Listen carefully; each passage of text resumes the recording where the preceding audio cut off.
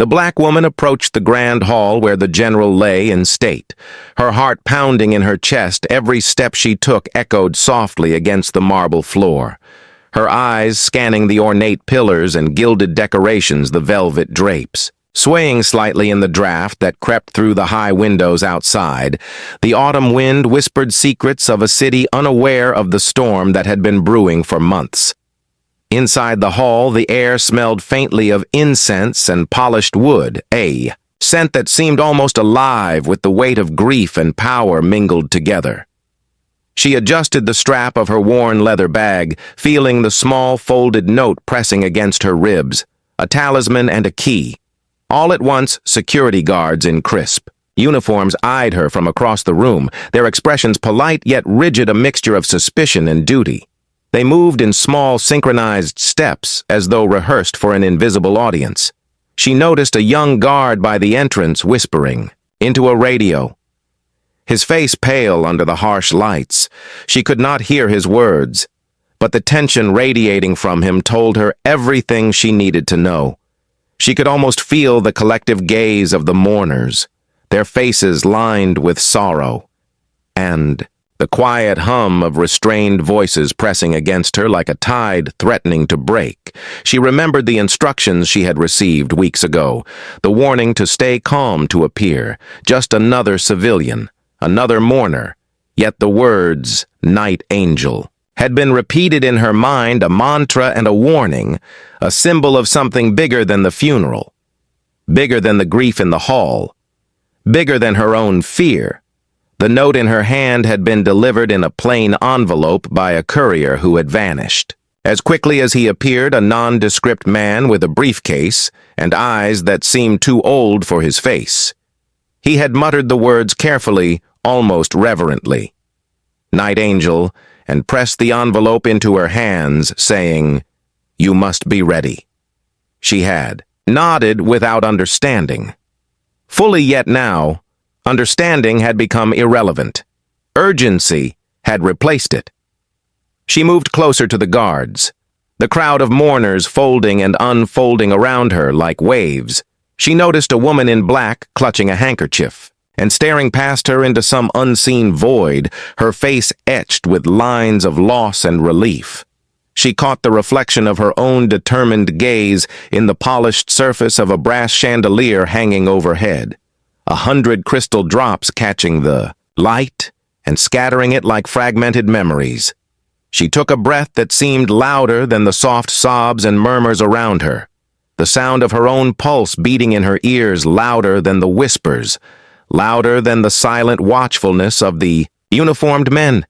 She felt the note shift in her grip as though it had life of its own, and she remembered the stories told in hushed tones in alleys and behind closed doors, stories of power and betrayal of men and women who moved in shadows and whose names could change the course of nations. She wondered if Night Angel was one of those names, a name that carried weight, invisible yet undeniable, like the scent of smoke that lingers after a fire, or the tremor of the earth before it cracks. The floor beneath her shoes was cold and smooth, each step reverberating with a history she had never learned, but now seemed intimately familiar. She imagined the general's life from afar, his rise through ranks, the medals shining on his chest, the speeches that had stirred crowds to tears, and the enemies he must have made the deals whispered over polished wood in dimly lit rooms. She could feel the ghosts of those deals in the atmosphere as tangible as the incense, and she wondered if Night Angel had been part of them or the reckoning for them, or perhaps the key to something entirely else. She tightened her grip on the note and adjusted the strap of her bag again, feeling the weight and the responsibility pressing into her shoulder. The guards were now closer, their shadows stretching toward her like the hands of some great clock, counting down moments she did not fully understand, yet knew would matter for years to come. One of them, a tall man with a sharp jaw and eyes too practiced. In reading, people stepped forward and asked for her credentials. Her voice caught in her throat, and she forced it out slowly, calmly, without giving away her panic. She reached for her bag as though to produce some expected item, and then froze, remembering that the note must remain hidden, yet visible enough to speak its truth if needed. She swallowed and looked at the guard directly in the eyes, feeling the heat of scrutiny pressing down on her chest, as if she were standing at the edge of a precipice, and a single misstep could hurl her into the unknown behind the guard. The crowd shifted uneasily, people sensing tension without knowing why, their glances flicking to her and back.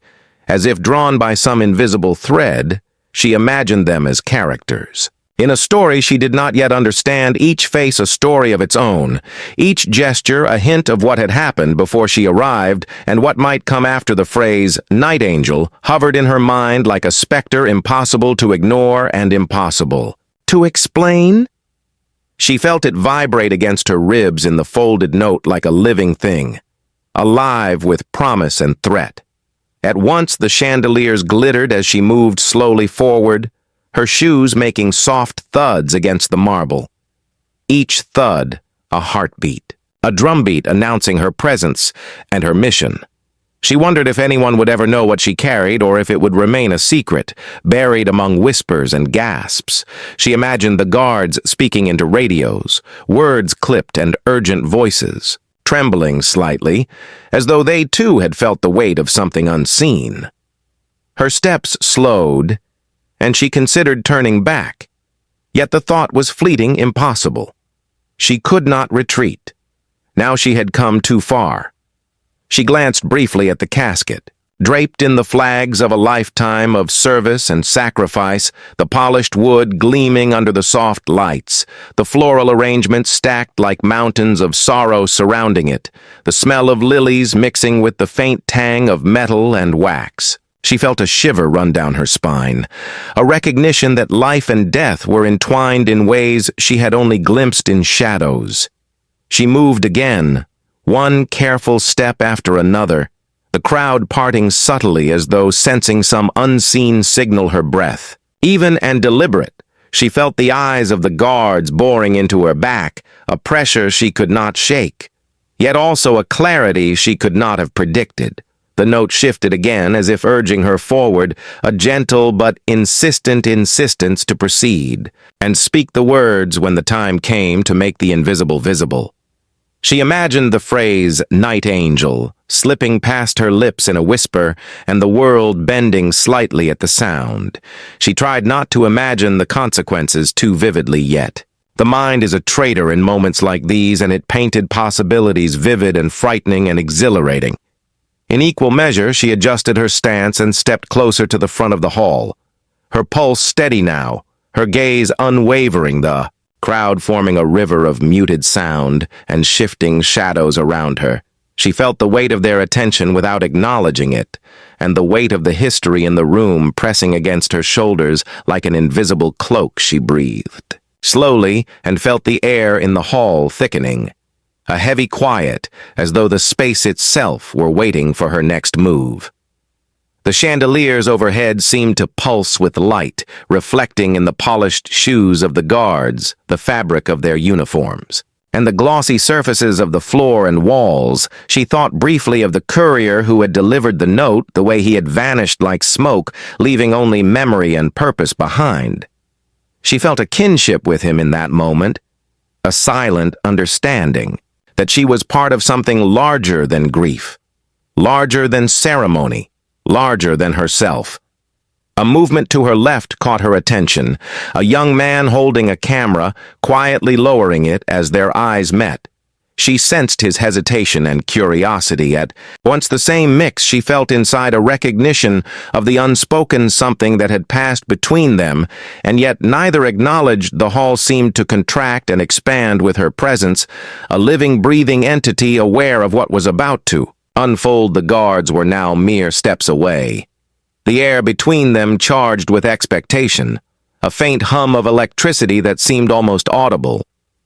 She felt the note pulse again and pressed it gently against her chest, a reminder, a shield, a promise. She would not yet speak the words, and yet she could not stop the feeling that time had shifted a fraction of a second, that the world had tilted imperceptibly, and that everything beyond this hall would be changed by what was about to occur. A guard stepped forward, and blocked her path. His polished shoes tapping lightly against the marble floor, his eyes sharp and unyielding. The weight of authority pressing down on her shoulders, the hall seemed to constrict around them, murmurs rising from the crowd like a distant storm. She could feel their eyes tracking her every movement, a river of gazes flowing over her back and chest, their curiosity and unease brushing against her skin as if trying to read her thoughts. She adjusted the strap of her bag, once more feeling the note pressing against her ribs, a tiny anchor in a sea of tension. She remembered the instructions whispered to her weeks ago. Stay calm, appear ordinary, blend in. But now ordinary felt impossible. She was aware of the uniformed figure blocking her path, a wall of control and suspicion, the young man she had noticed earlier, with the camera still observing silently, his lens lowered, but the weight of observation lingering between them. The phrase, "Night Angel," throbbed in her mind, a pulse that matched her heartbeat, a rhythm that demanded attention and respect. She hesitated, a breath caught in her chest, the guard's hand hovering over his radio, as if ready to call for reinforcements at any moment. She felt a flicker of panic rise but suppressed it, forcing herself to inhale slowly, counting each second as though time itself had slowed. The murmurs of the mourners shifted into a hum, a low vibration in the air, as though the hall itself recognized the moment as pivotal. She unfolded the note slowly, deliberately revealing the words, "Night Angel," written in sharp, elegant letters, the ink dark and precise, almost alive in its simplicity. She held it up just enough for the guard to see his eyes flicking down to the paper and back to her face. Confusion mingling with caution, she sensed the atmosphere change, the soft crackle of tension sharpening into something electric. The crowd behind them seemed to pause collectively, a ripple passing through the air as though everyone had felt the impact of the words, simultaneously whispers spreading like wildfire from one mourner to another, a name that carried weight, that carried secrets, faces turning subtly toward her, some pale, some curious, some fearful. She could feel the guard hesitating as the words, "Night Angel," pressed against his consciousness, his posture stiffening, a subtle tremor in his fingers. She watched him closely, noting the shift in his demeanor, the air thick with anticipation, the chandeliers overhead scattering fractured light across the polished floor. Each reflection catching a fragment of the story, she could feel the weight of the hall bending toward her, as if gravity itself had acknowledged the presence of something unseen yet undeniable. She lowered the note slowly, letting it rest against her chest again, and felt a shiver run down her spine, a recognition that she had touched something larger than herself, something older and far-reaching. The murmurs in the hall intensified, a low chorus of curiosity and tension.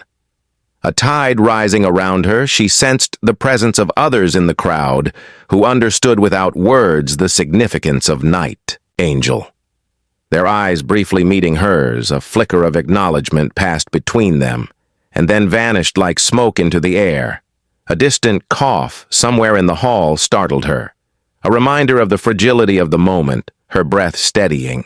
She pressed the note closer to her chest, feeling the slight crinkle of paper, a tangible connection to the message she carried. The guard finally spoke, his voice low and controlled, demanding her explanation. She opened her mouth and then paused, the words hovering on her tongue, the air thick with expectation. She could feel the silence stretching like a rope pulled taut across the hall. The crowd leaning inward without moving, their eyes fixed on her, the chandeliers above shimmering subtly, the light dancing across her face reflecting the tension she felt. The memory of the courier flickered again in her mind, his eyes too old for his face. The briefcase hand pressing the note into her hands and the whispered warning, "Night Angel, you must be ready." She had nodded, then not fully comprehending. Now comprehension was unnecessary. Only execution. She felt the crowd shift subtly, as if reacting to some unseen cue, some invisible line she had crossed. The guard stepped closer, his gaze intense. She could feel the subtle vibration of his pulse through the air, as though her own heartbeat had synchronized with his. She remembered the phrase once again. Night Angel. The letters burned into her mind, the shape of each one precise and commanding. She could feel it pressing outward, demanding acknowledgement, demanding action. She unfolded the note fully, now letting it hang between her fingers.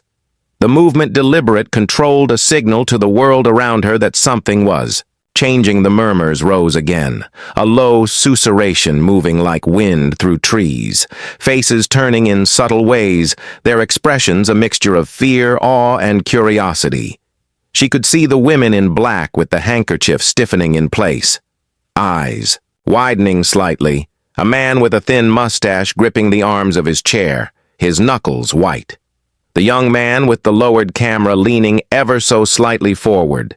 The hall itself seemed to inhale as if waiting for something inevitable to occur. Her pulse steady, she met the guard's gaze holding the words, Night Angel. Like a bridge between them, a silent code, a challenge, and a promise. Simultaneously, he hesitated longer than anyone expected, and then his hand twitched slightly toward his. Radio, as though he were deciding whether to obey protocol or succumb to the unspoken authority of the phrase. She felt the weight of history in that moment, the cumulative pressure of countless decisions, alliances, betrayals, promises, unspoken secrets. Pressing down like a mantle, she realized she was standing at the intersection of all of it. The note, a talisman, and a key, a trigger, and a shield. At once. The guard spoke again, this time slower. Deliberate words designed to test her composure. Demanding. Identity, purpose, allegiance. She swallowed hard, feeling the words. Night Angel burned behind her eyes, the name a spark igniting something in the air, the murmurs coalescing into a low collective hum, the chandeliers reflecting it back in fractured shards of light across the marble floor. She could feel the walls themselves, listening the portraits of generals and soldiers lining the hall, seeming to lean inward subtly, their eyes almost aware of the moment unfolding. She pressed the note against her chest tighter and allowed herself a single breath, long, deep, slow, letting it fill every corner of her lungs, the tension in the hall palpable as the guard's eyes searched hers for signs of deception or threat. The phrase Night Angel seemed to shimmer between them, alive in the air, a presence both intangible and undeniable. Her mind raced with possibilities, consequences, cascading outward like waves from a stone dropped into a still pond. She imagined the guards' training protocols breaking. Under the weight of a single word, the hush of the crowd, as every mourner unconsciously registered the significance. She could see the trembling of a young boy behind a woman clutching his hand. The tightening of an elderly man's jaw, his lips pressed, together as if holding back knowledge they could not articulate. Her hands shook slightly, holding the note. She did not attempt to hide it. The power of exposure undeniable. The guard's radio now silent, as though they too were listening. The chandeliers, glittering, refracting light into patterns that seemed almost alive. The hall itself vibrating with attention, a subtle shifting of air as though a great tide had paused to watch the moment. She moved her eyes slightly downward, then back up, meeting the gaze of the crowd, a connection forming through unspoken recognition of the power in the words Night Angel. She could feel it pressing outward, infecting the atmosphere, a latent energy waiting to erupt. The guard stepped back slightly, his posture relaxing a fraction, yet tension still coiled in his shoulders, his mind racing, processing the impossible and the inevitable. Simultaneously, she could see the subtle exchange of glances among the other guards, their bodies stiff, the crowd leaning slightly forward collectively, holding their breath, the weight of anticipation heavy as fog. She pressed the note again to her chest, feeling the crinkle of paper under her fingers. The phrase, Night Angel, a pulse, a beacon, a warning, and a promise. All at once she allowed herself to imagine the possibilities, the ripples, the revelations, the truths long buried now surfacing, a sudden intake of breath somewhere in the crowd, a gasp unnoticed by some, felt by all, the chandeliers above catching it in fragmented light, the shadows moving subtly across polished floors. She could feel herself rooted to the spot, the guard waiting, the crowd waiting, and the phrase "night angel" suspended in air, vibrating with unspoken potential, every second stretched into eternity, a silent symphony of expectation and fear and awe, a balance poised delicately on the edge of revelation. She could see it now, the moment crystallized, the air shimmering, the crowd frozen, the guards uncertain, and she standing in the middle, holding the note. The power of a name suspended between lips and hearts and minds, all waiting, all aware, all changed already by its utterance. Whispers spread through the hall as the phrase "night angel" passed from mouth to mouth, faces drained of color, and some clutched each other. The black woman stood motionless, her eyes locked on the guard, whose expression had shifted from suspicion to something closer to awe. The chandeliers overhead reflected fractured light across the polished floor, flickering like the pulse of a living thing. The crowd seemed to contract around her, moving closer and further away, in waves drawn by some invisible current. The air thick with tension, a low hum vibrating in the walls, and underfoot she could feel the power of the words pressing against her chest. The note crumpled slightly in her hands, alive with the weight of expectation. Every breath she took measured every blink. Deliberate, the young man with the lowered camera now holding it slightly higher, his hands trembling subtly as if trying to record what no lens could fully capture. An elderly woman clutched the arm of her companion, leaning forward, her eyes wide with a mixture of fear and recognition. The phrase "night angel" had conjured something ancient and immediate. At once she saw a man in uniform step closer to the guard. A subtle nod exchanged, eyes flicking briefly toward her and back, the murmurs rising and falling like a tide, and then the hush that followed, the sudden collective intake of breath, as if the entire hall had realized the significance simultaneously. She sensed the names and secrets behind the word "night angel," layering in the room, unseen, yet palpable. The guard before her shifted uneasily, his hand hovering over his radio, but not pressing the button, as though fearing the consequences of speaking aloud. She could feel the tension in his body, the tautness in his jaw, his eyes betraying uncertainty.